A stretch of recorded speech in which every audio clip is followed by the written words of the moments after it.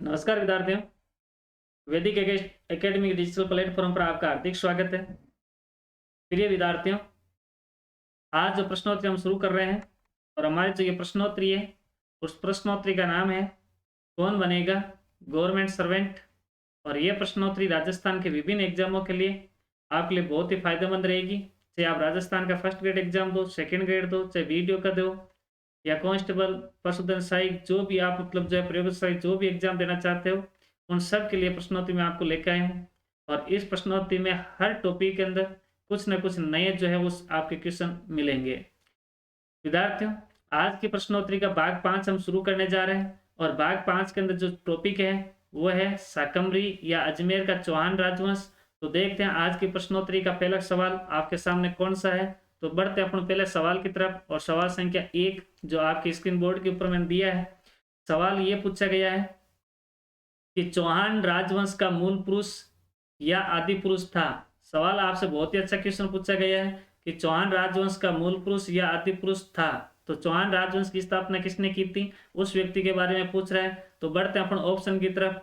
Option A option है गुवक, बे वासुदेव, से पृथ्वीराज प्रथम, दे अजयपाल।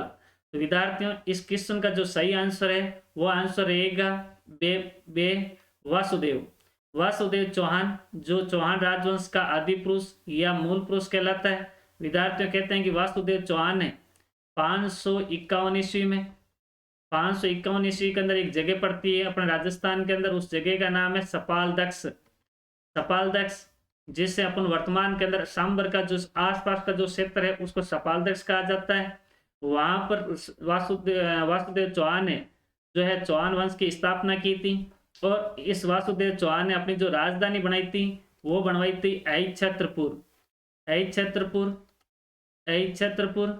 और जिससे अपन वर्तमान के अंदर इसको कहते हैं नागौर। छत्रपुर जिससे वर्तमान में क्या कहते हैं नागौर, ये चौहानों की पहली राजधानी थी। और इनका जो है आदि पुरुष जो था वो था अपने वासुदेव। प्रिय विद्यार्थियों, बढ़ते हैं अपने अगले क्वेश्चन की तरफ। और अगला क्वेश्चन जो क्वेश्चन संख्या 2 जो आपके सामने है, सवाल पूछा है कि अजमेर शहर की स्थापना किसने की थी। अजमेर शहर की स्थापना किसने की थी। ए ऑप्शन पृथ्वीराज चौहान द्वितीय, बे अर्णोराज, से अजयराज और दे जगदेव।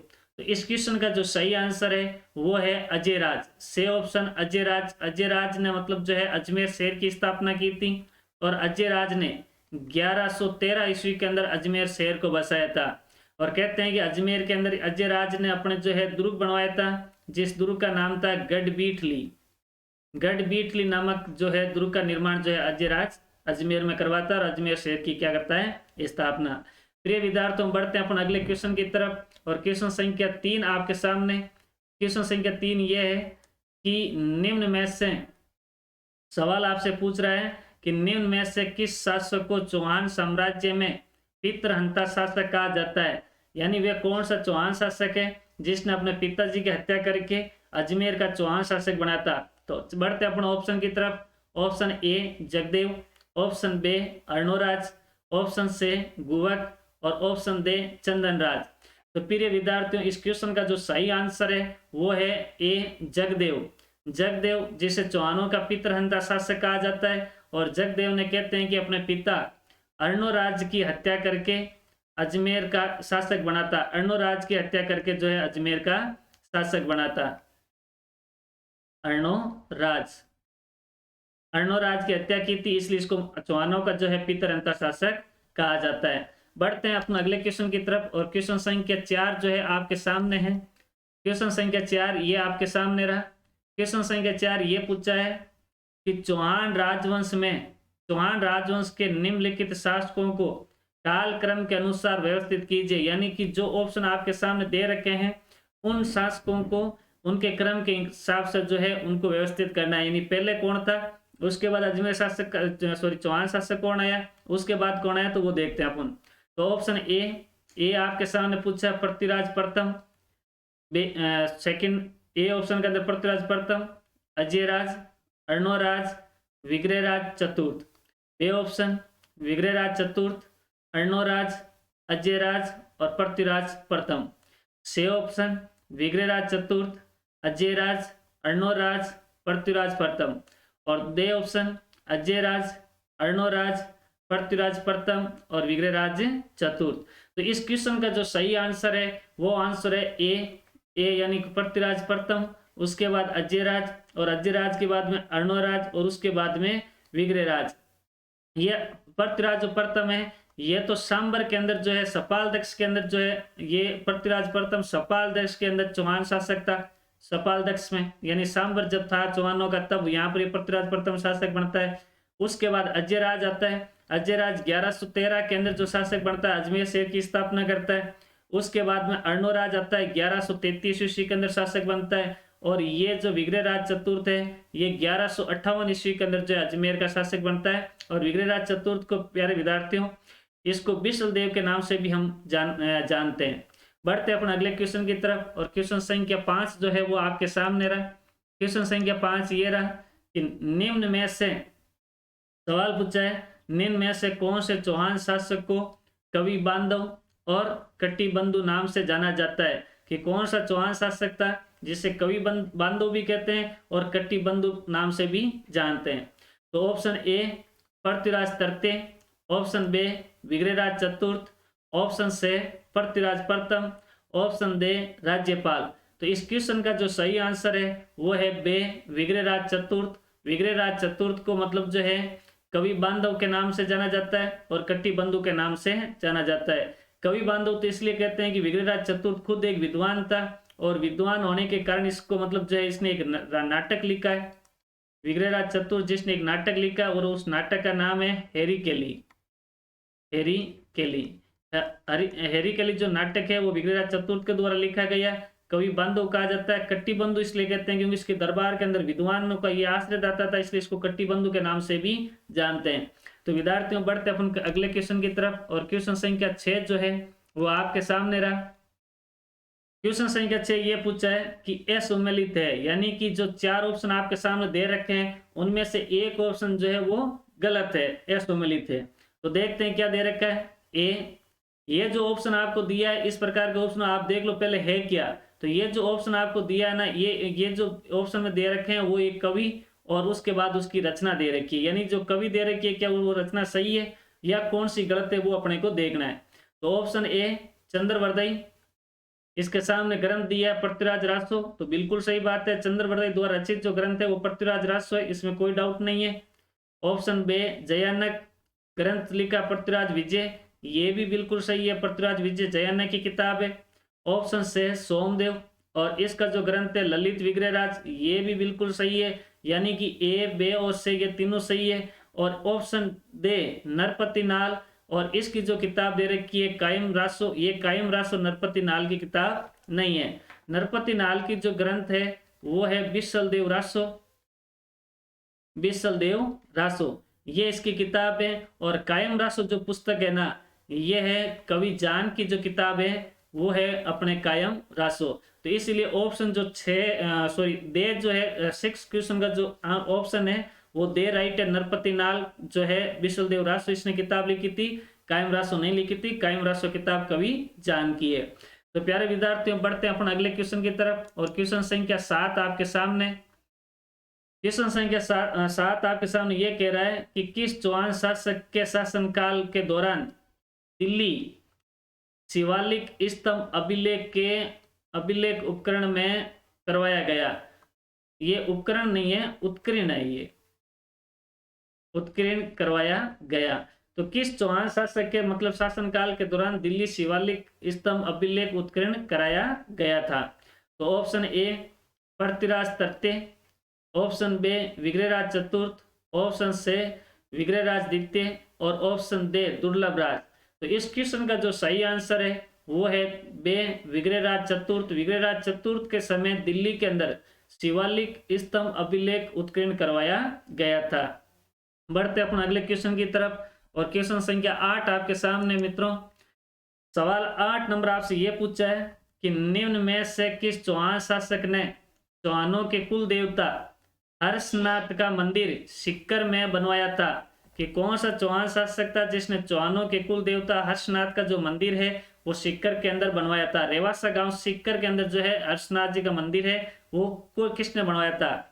ऑप्शन है दुर्लभ राज, ऑप्शन बी वासुदेव, ऑप्शन से गुवक, ऑप्शन दे पृथ्वीराज प्रथम।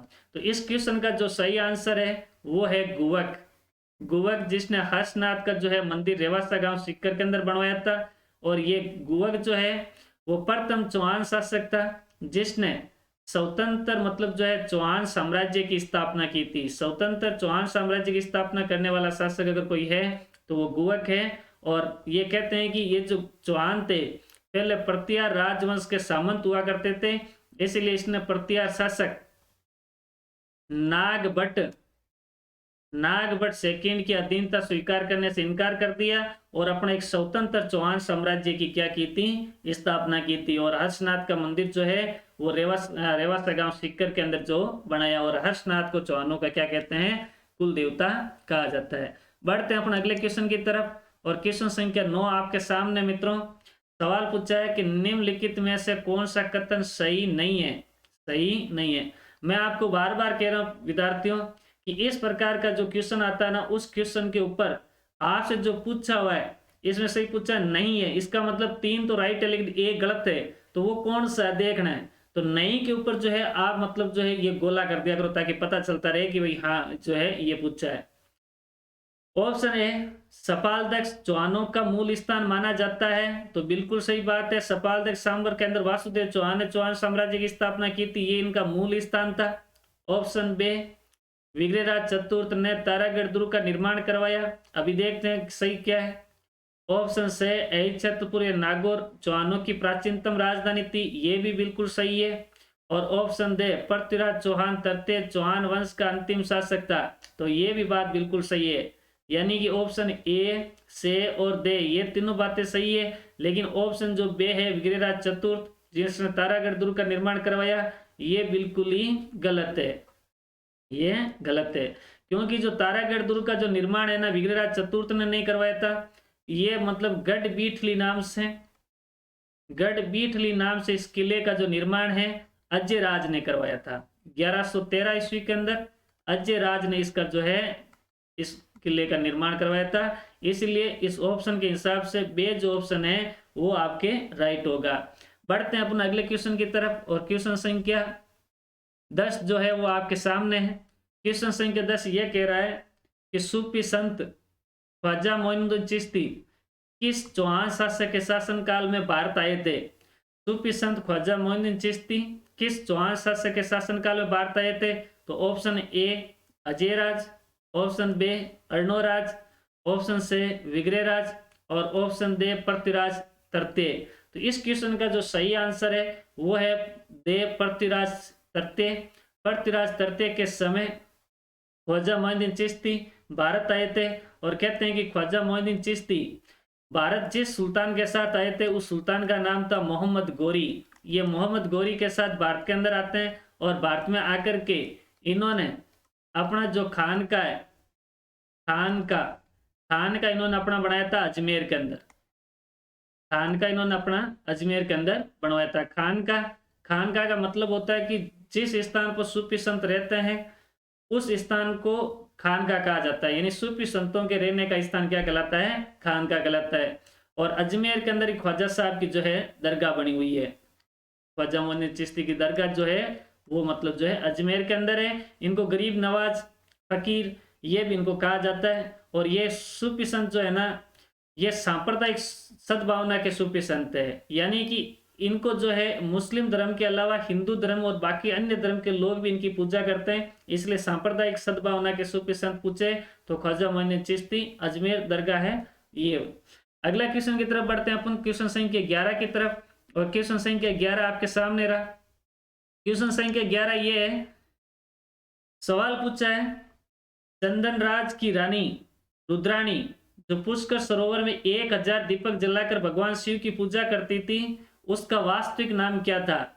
चंदन राज अजमेर का चौहान शासक था, उसकी मतलब जो है रानी थी रुद्राणी जो प्रतिदिन भगवान शिव की मतलब जो है पूजा अर्चना करती थी।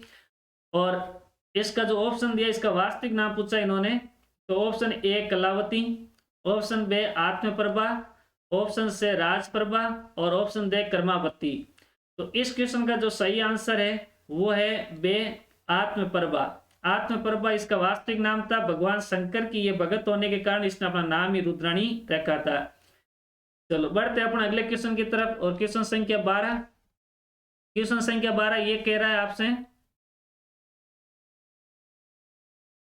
सवाल 12 नंबर ये है कि सोमदेव एवं नरपति नाहल नामक विद्वान किस चौहान शासक के दरबार में थे? सोमदेव और नरपति नाहल नामक विद्वान किस चौहान शासक के दरबार में थे? तो option A Bisaldev, B Chandanraj, C Arnoraj, D Prithviraj प्रथम। तो इस क्वेश्चन का जो सही आंसर है वो है बिसलदेव। बिसलदेव जिसको अपन विग्रहराज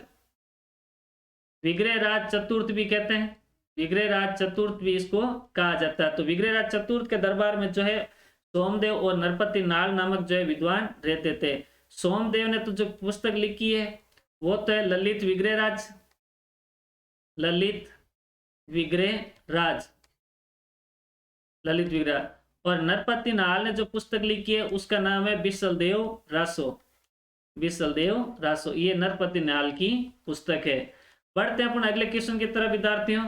और क्वेश्चन संख्या जो आपके सामने है 13, क्वेश्चन संख्या 13 ये कह रहा है कि निम्न में से किस राजवंश ने मोहम्मद गौरी के आक्रमण के दौरान पृथ्वीराज तृतीय का सहयोग नहीं किया? कि मोहम्मद गौरी के जब आक्रमण किया तो उस समय पृथ्वीराज तृतीय का जो है वो सहयोग किसने नहीं किया? Option A Bhati, option B Guhil, option C Kachhawa और ऑप्शन डी सोनगरा। तो इस क्वेश्चन का जो सही आंसर है वो है ए भाटी राजवंश। भाटी राजवंश ने जो है पृथ्वीराज चौहान तृतीय का मतलब जो है सहयोग नहीं किया। बाकी मेवाड़ का गुइल राजवंश इन्होंने मतलब पृथ्वीराज चौहान तृतीय का साथ दिया। आमेर का कछावा राजवंश इन्होंने भी पृथ्वीराज चौहान का साथ दिया। और जालोर का सोनगरा जो चौहान थे उन्होंने भी पृथ्वीराज का सहयोग किया था। मोहम्मद गौरी और पृथ्वीराज के बीच के अंदर 2 युद्ध होते हैं और दोनों युद्धों को अपन कहते हैं कि तराइन का प्रथम युद्ध और तराइन का द्वितीय युद्ध के नाम से जाना जाता है। और तराइन जो जगह पड़ती है वो पड़ती है अपने हरियाणा के अंदर और इसको तराइन का प्रथम युद्ध और तराइन का द्वितीय युद्ध कहते हैं। अगला क्वेश्चन बढ़ते हैं 14 नंबर। और 14 नंबर जो क्वेश्चन है वो ये आपके सामने है कि निम्न में से कौन सा चौहान शासक जो लेखनी, तलवार तथा स्थापत्य का त्रिवेणी संगम था? कि कौन सा चौहान शासक था जो लिखने में भी मतलब एक्सपर्ट था, तलवार चलाने में भी एक्सपर्ट था और उसने मतलब जो है स्थापत्य कला का भी कार्य करवाया था? तो ऑप्शन ए पृथ्वीराज तृतीय, option B Ajayraj, option C Vigraharaj चतुर्थ और ऑप्शन डी गुवक। तो इस क्वेश्चन का जो सही आंसर है वो है विग्रहराज चतुर्थ। विग्रहराज चतुर्थ या बिसलदेव। इस विग्रहराज चतुर्थ ने मैंने आपको अभी बताया था कि विग्रहराज चतुर्थ जो है एक विद्वान था और विद्वान होने के नाते इसने नाटक लिखा था हैरी कैली और इसने कुछ किताबें लिखी थी। तो लेखनी के अंदर ये बहुत एक्सपर्ट था। दूसरा विग्रहराज चतुर्थ मतलब विजेता था और विजेता होने के कारण इसने कहते हैं कि इसने आस पड़ोस के सभी राज्यों को पराजित करके अपनी अधीनता स्वीकार करवाई और इसने दिल्ली के तोमर राजवंश को भी पराजित किया था। यानी कि विग्रहराज के समय चौहान साम्राज्य दिल्ली तक फैला हुआ था। और स्थापत्य कला इस विग्रहराज चतुर्थ ने अजमेर के अंदर संस्कृत पाठशाला बनवाई है और संस्कृत पाठशाला के साथ साथ इसने बिशलपुर जो है बांध का निर्माण भी करवाया है। तो ये स्थापत्य कला भी था, तलवार में भी एक्सपर्ट था, लेख नहीं बताई। तो तीनों के अंदर जो है त्रिवेणी संगम जो है विग्रहराज चतुर्थ को कहा जाता है। प्यारे विद्यार्थियों बढ़ते अपन अगले क्वेश्चन की तरफ। और अगला क्वेश्चन जो है वो आपके सामने ये रहा, क्वेश्चन संख्या 15। क्वेश्चन संख्या 15 ये कह रहा है कि निम्न में से कौन सा चौहान शासक जिसने महमूद गजनवी के आक्रमण को चुनौती दी? ये महमूद गजनवी की बात कर रहा है, मोहम्मद गौरी की नहीं। महमूद गजनवी की बात कर रहा है, मोहम्मद गौरी से मतलब ये पहला आया था। तो मोहम्मद गौरी के महमूद गजनवी के आक्रमण को चुनौती किसने दी है? तो ऑप्शन ए गुवक, बे दुर्लभराज द्वितीय और से गोविंदराज तृतीय और दे चंदनराज। तो इस क्वेश्चन का जो सही आंसर है विद्यार्थियों वो है दुर्लभराज, दुर्लभराज द्वितीय जिसने महमूद गजनवी जो तुर्क सुल्तान था उसके मतलब जो है आक्रमण को चुनौती दी थी, और दुर्लभ राज ने दी थी। और उसके बाद जो अगला शासक आया था सिंह राज, सिंह राज ने भी महमूद गजनी से जो है आक्रमण जो है युद्ध किया था। तो दोनों दुर्लभ राज और सिंह राज दोनों महमूद गजनी से युद्ध लड़ते हैं। बढ़ते हैं अपन अगले क्वेश्चन की तरफ, और क्वेश्चन संख्या जो है आपके सामने अगला क्वेश्चन संख्या 16। सवाल यह पूछा है कि पृथ्वीराज तरते तथा गौरी के मध्य कितने युद्ध लड़े गए थे। पृथ्वीराज तरते और गौरी के मध्य कितने युद्ध लड़े गए? Option A 2, option B 3, option C 4, option 5, option D 5। तो इस क्वेश्चन का जो सही आंसर है वो है ए, यानी 2 युद्ध जो है मोहम्मद गौरी और पृथ्वीराज के बीच लड़े गए थे, और ये युद्ध लड़े गए थे 1191 और 1192, 1191 और दोनों युद्ध लड़े गए थे अपनी एक जगह पड़ती है जिसका नाम है तराइन का प्रथम युद्ध। सॉरी, तराइन जगह पड़ती है हरियाणा में, और इसको अपन कहते हैं तराइन का प्रथम युद्ध और तराइन का द्वितीय युद्ध। प्रथम युद्ध के अंदर तो मोहम्मद गौरी पराजित होता है, पृथ्वीराज चौहान विजय होता है, और सेकंड युद्ध के अंदर पृथ्वीराज चौहान जो है पराजित होता है और मोहम्मद गौरी क्या कर जाता है? जीत जाता है। और यहीं से भारत के अंदर जो है दिल्ली के अंदर जो है गुलाम वंश की स्थापना होती है, यानी कि जो काल आता है उसका नाम था सल्तनत काल। सल्तनत काल की शुरुआत होती है तराइन के दूसरे युद्ध के बाद। विद्यार्थियों बढ़ते हैं अपन अगले क्वेश्चन की तरफ, और क्वेश्चन संख्या 17 जो है वो आपके सामने रहा कि सवाल पूछा है जयचंद गढ़वाल द्वारा आयोजित अपनी पुत्री संयोगिता के संयंवर से पृथ्वीराज चौहान तरते ने संयोगिता को उठाकर लाया था तथा विवाह किया। वे विवाह क्या कहलाता है? उस विवाह को अपन किस नाम से जानते हैं? तो ऑप्शन ए ब्रह्म विवाह, बी असुर विवाह, से गंधर्व विवाह, दे आर्ष विवाह। तो इस क्वेश्चन का जो सही आंसर है वो है गंधर्व विवाह। गंधर्व विवाह, इसका मतलब गंधर्व विवाह मतलब होता है कि लड़की को उठा करके या भगा करके ले जा करके शादी करना गंधर्व विवाह कहलाता है। और वर्तमान के अंदर जो आपके जो लव मैरिज होती है वो लव मैरिज इसी प्रकार की जो है विवाह के अंदर शामिल की जाती है। तो बढ़ते हैं अपन अगले क्वेश्चन की तरफ, और क्वेश्चन संख्या 18 आपके सामने है। विद्यार्थियों क्वेश्चन संख्या 18 क्या कह रहा है? क्वेश्चन संख्या 18 ये कह रहा है कि मोहम्मद गौरी तथा पृथ्वीराज तरते के मध्य तराइन का प्रथम युद्ध कौन से दुर्ग पर अधिकार को लेकर लड़ा गया? कि इन दोनों के बीच में जब तराइन का प्रथम युद्ध हुआ तो उस युद्ध कौन से दुर्ग मतलब जो है अधिकार को लेकर के ये दोनों लड़े थे? Option A Bhatner, option B Taragarh, option D Nagdurg और ऑप्शन बी बठिंडा। तो इन दोनों के मध्य जो युद्ध हुआ था तराइन का प्रथम युद्ध, उसका जो कारण था वो था बठिंडा के उत्तराधिकारी अधिकार को लेकर के। दोनों मतलब इस पर अधिकार करना चाहते थे। बठिंडा जगह पड़ती है पंजाब के अंदर।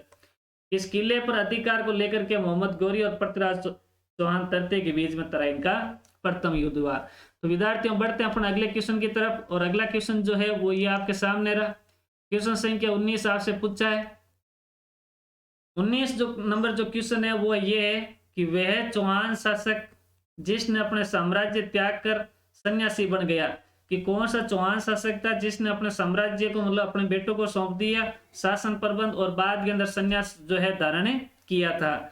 Option A Arnoraj, option B Ajayraj, option C Chandanraj और ऑप्शन डी गोविंदराज। तो इस क्वेश्चन का जो सही आंसर है वो है अजयराज।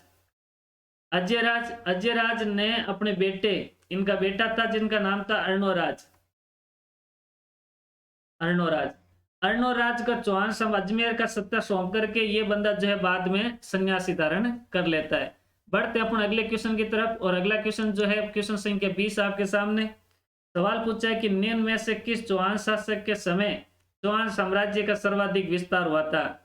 यानी कि किस शासक के समय चौहान साम्राज्य ज्यादा फैला हुआ था? ऑप्शन ए पृथ्वीराज तरते, बी दुर्लभ राज, से विग्रहराज चतुर्थ, से विग्रहराज प्रथम। तो इस क्वेश्चन का जो सही आंसर है वो है विग्रहराज चतुर्थ। विग्रहराज चतुर्थ विश्वदेव, इसके समय जो है चौहान साम्राज्य सर्वाधिक फैला हुआ था, इसलिए विग्रहराज का जो शासनकाल है वो चौहानों का स्वर्ण युग कहलाता है। चौहान साम्राज्य का स्वर्ण युग अगर किसी शासक का शासनकाल कहलाता है तो वो कहलाता है जो है विग्रहराज चतुर्थ का। फिर ये विद्यार्थियों बढ़ते हैं अपन अगले क्वेश्चन की तरफ, और क्वेश्चन संख्या 21 आपके सामने रहा। सवाल पूछा कि पृथ्वीराज तृतीय ने कला एवं साहित्य विभाग की स्थापना की, जिसका अध्यक्ष किसे बनाया?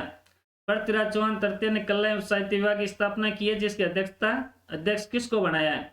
तो option A Bageshwar, option B Padmanath, option D Janardan और ऑप्शन से जनार्दन और ऑप्शन दे नागार्जुन।